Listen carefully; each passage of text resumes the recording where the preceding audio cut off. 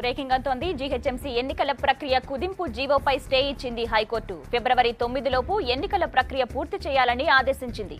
అటు శనివారం లోపు రిజర్వేషన్లు ఖరారు చేస్తామని హైకోర్టుకు తెలిపింది సర్కార్.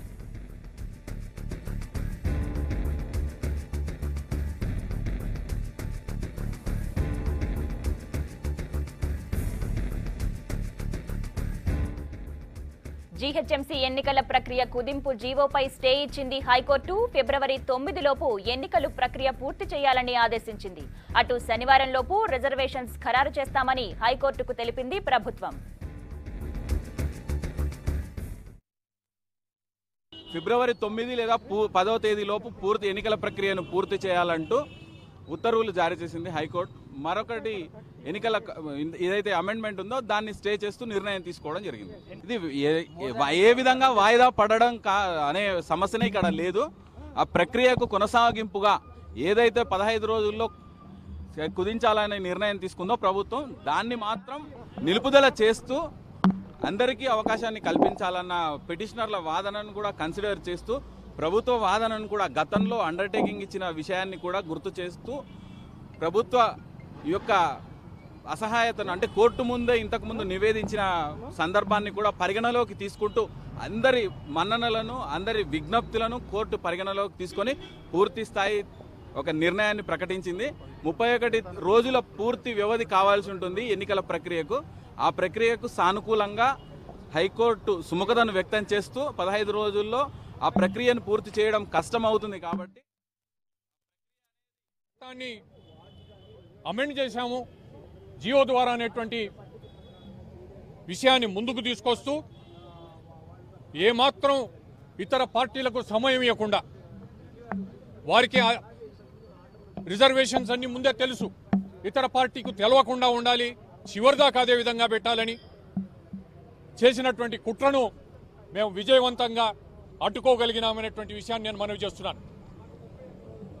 ఈరోజు కూడా కోర్టులో ప్రభుత్వం తరఫున మాట్లాడుతూ వాదిస్తున్నటువంటి అడ్వకేట్ జనరల్ గారు ఉదయం మాట్లాడినప్పుడు నోటిఫికేషన్ ఈరోజు రేపు వచ్చేస్తుందన్నారు. చివరికి ఆ జీవోను మేము స్టే చేస్తున్నాము, సెక్షన్ 33ను సవరించినటువంటి జీవోను స్టే చేస్తున్నాము, గడువును తగ్గించినటువంటి జీవోను స్టే చేస్తున్నాము. వెంటనే ఈరోజు రేపు రిజర్వేషన్స్ ప్రకటిస్తుంది అనేటువంటి స్టేట్మెంట్ అడ్వకేట్ జనరల్ గారు ఇచ్చారని చెప్పి రికార్డ్ చేయబోతుంటే లేదు సార్ నేను ఆ విధంగా అనలేదు, మేము ప్రయత్నం చేస్తాం చూస్తామనేటువంటి మాట అన్నారు.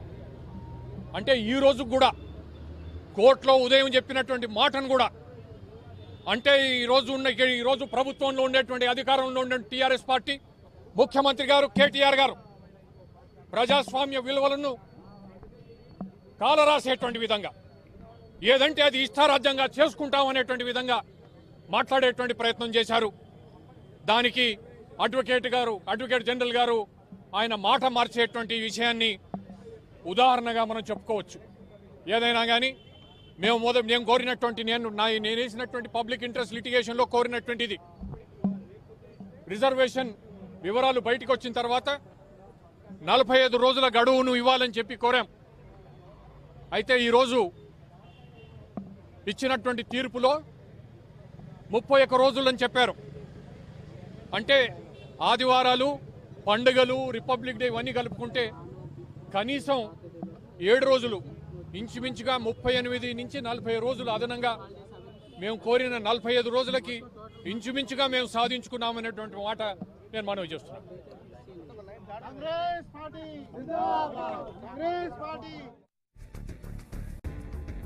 జస్టిస్ గారి కోర్టు ధర్మాసనము వారు ఇంతకు ముందు ఇచ్చిన జీహెచ్ఎంసీ ఎలక్షన్స్ 31/1/2016 లోపల అవ్వాలనే ఆర్డర్ని మాడిఫై చేస్తూ సుమారుగా పబ్లిక్ హాలిడేసు అలాగే మిగతా హాలిడేస్ని జనరల్ హాలిడేస్ను కలుపుకుని ఎలక్షన్ కమిషన్ వారు కోరినట్లు మనకి ఇవాళ ఏ రోజైతే బీసీ రిజర్వేషన్లు అయ్యి ఆ ఇమ్మీడియట్గా ఎలక్షన్ కమిషన్కి హ్యాండ్ ఓవర్ చేస్తారో ఆ రోజు నుంచి 31 రోజులు వాటిల్లో మళ్ళీ మీకు పబ్లిక్ హాలిడేస్ జనరల్ హాలిడేస్ని ఎలిమినేట్ చేసుకుంటూ అవాయిడ్ చేసుకుంటూ దాదాపుగా 38-39 రోజులు వచ్చే అవకాశం ఉన్నది.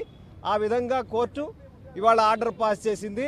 ఈ ఆర్డర్ పాస్ చేస్తూ తెలంగాణ ప్రభుత్వము సెక్షన్ 33 ఆఫ్ మున్సిపల్ కార్పొరేషన్ యాక్ట్లో 20 రోజులు ఉన్న దాన్ని 6 రోజులు తగ్గించడానికి ఇచ్చిన జీవోని సస్పెండ్ చేయడం జరిగింది. దీనివల్ల ఒరిజినల్గా ఉన్న 33 జీవో సెక్షన్ 33 మాత్రం ఆపరేషన్లోకి వస్తుంది. కాబట్టి అలాగే శశిధర్ రెడ్డి గారు ఇది మొత్తం 45 రోజులు కావాలి. 45 రోజులు ఇంతకుముందు ఎలక్షన్ కమిషను వారు హ్యాండ్ ఓవర్ చేసిన తర్వాత ఎలక్షన్ కమిషన్కి ప్రాసెస్ ఆఫ్ ఎలక్షన్ పూర్తి చేయడానికి 45 రోజులు కావాలని చెప్పి ఎలక్షన్ కమిషన్ అడిగిన దాన్ని పదే ఉటంకించి చెప్పడం వలన ఇవాళ దాన్ని హైకోర్టు వారు పరిగణనలోకి తీసుకొని దాదాపుగా మనకి 40 రోజులు ఇవాళ నుంచి పొడిగించడం జరిగింది. ఇది చాలా శుభపరిణామం. మనకి రాజ్యాంగంలో ఇచ్చిన హక్కు ఓటు హక్కుని ఇక్కడున్న వారిని ఓటు హక్కుని చెడిపోకుండా కాపాడటానికి ఇవాళ కాంగ్రెస్ పార్టీకి సంబంధించిన శశిధర్ రెడ్డి గారు పోరాడి ఆ పోరాటం సంబంధించిన విజయమే ఈ 40 రోజులు దాదాపు టైం రావటం. అదే కాకుండా భారతీయ జనతా పార్టీ వారు కూడా ఆ జీవోని క్వశ్చన్ చేసి ఇది అన్యాయం అని చెప్పి క్వశ్చన్ చేయడం కూడా చాలా శుభపరిణామం. ఎందుకంటే ఇవాళ ఇచ్చిన ఆర్డరు భారతదేశంలో దాదాపుగా ఈ రకమైన ఆర్డర్స్లో అతి అరుదైన ఆర్డరు. బీహార్లో దాదాపు కొన్ని సంవత్సరాల క్రితం 2004లో జరిగిన దాన్ని ఇవాళ మళ్ళీ అటువంటి ఆర్డర్ ఆంధ్రప్రదేశ్లో హైదరాబాద్లో రావడం అనేది చాలా ఇంపార్టెంట్ ఇష్యూ.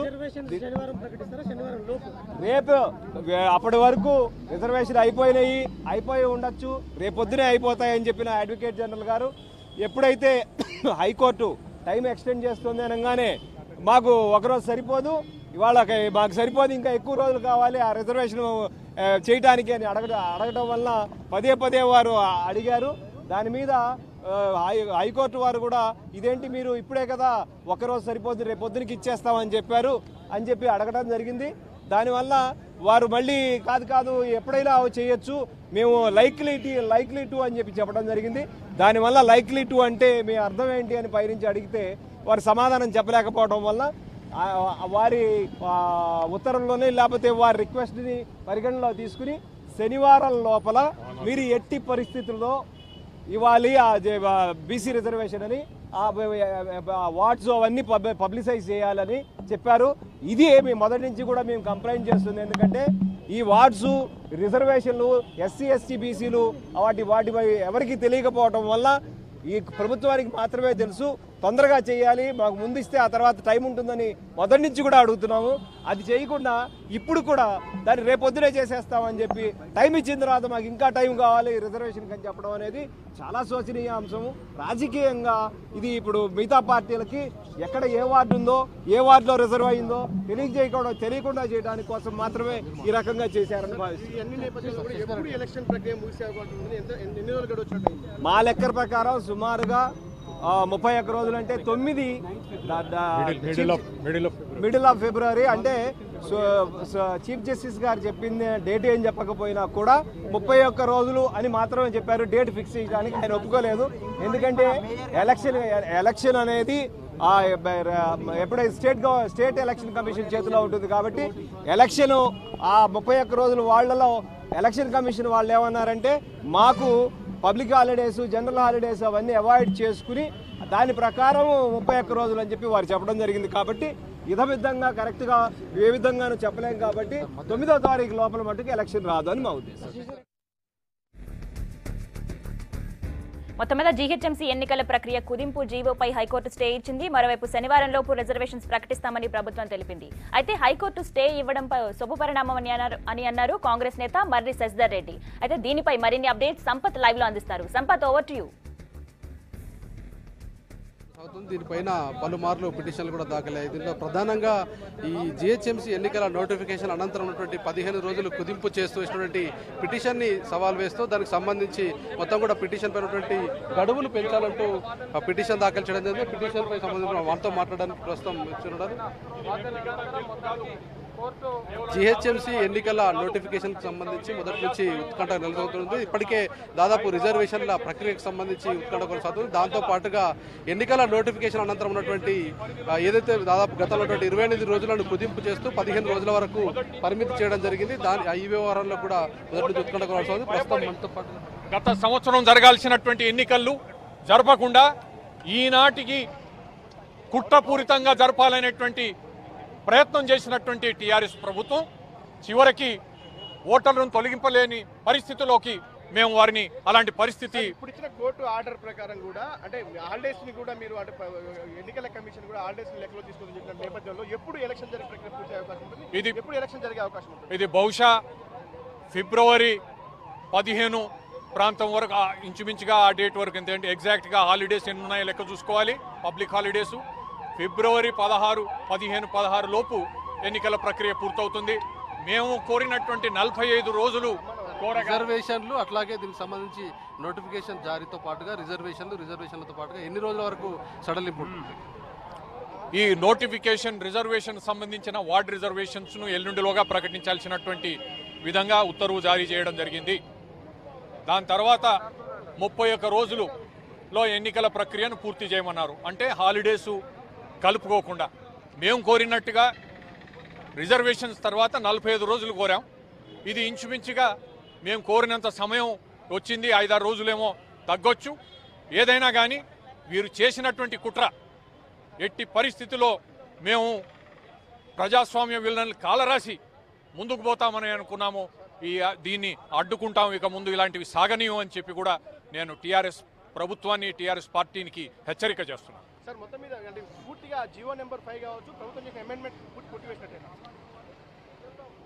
ఇప్పుడు జీవో మొన్న జారీ చేసినటువంటి జీవోకి సంబంధించి పూర్తి విచారణ తర్వాత జరుపుతాము. అయితే అప్పటి వరకు దాన్ని నిలిపారు, స్టే ఆర్డర్ ఇచ్చారు.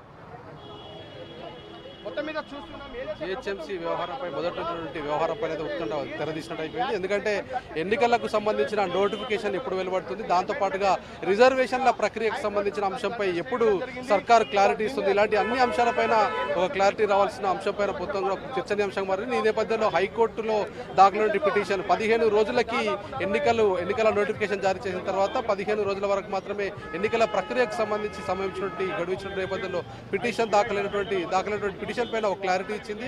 ఎల్లుండి వరకు అంటే శనివారం లోపు మొత్తాన్ని కూడా రిజర్వేషన్లకు సంబంధించినటువంటి వ్యవహారంపై క్లారిటీ ఇస్తూ ఒక క్లారిటీ ఇవ్వాలి. దాంతో పాటుగా నోటిఫికేషన్ కూడా జారీ చేయాలన్నటువంటి విషయం పైన క్లారిటీ ఇచ్చింది. అయితే రిజర్వేషన్లకు సంబంధించి మాత్రం శనివారం లోపు ఒక క్లారిటీ ఇవ్వాలి. దాని తర్వాత నోటిఫికేషన్ ఎప్పుడు జారీ చేసినా కానీ సుమారుగా అంటే వర్కింగ్ డేస్ తో కలిపి 38 రోజులు, వితౌట్ వర్కింగ్ డేస్ అయితే 31 రోజు లెక్కగా వస్తుందని చెప్తున్నారు. కానీ సరాసరిగా ఏ తేదీ అన్నది మాత్రం కోర్టు చెప్పలేదు. కేవలం 31 రోజుల గడువు మాత్రం నోటిఫికేషన్ జారీ అయిన తర్వాత ఉండే అవకాశం ఉందనేది కోర్టు స్పష్టం చేసింది. Over to you. Thank you Sampath.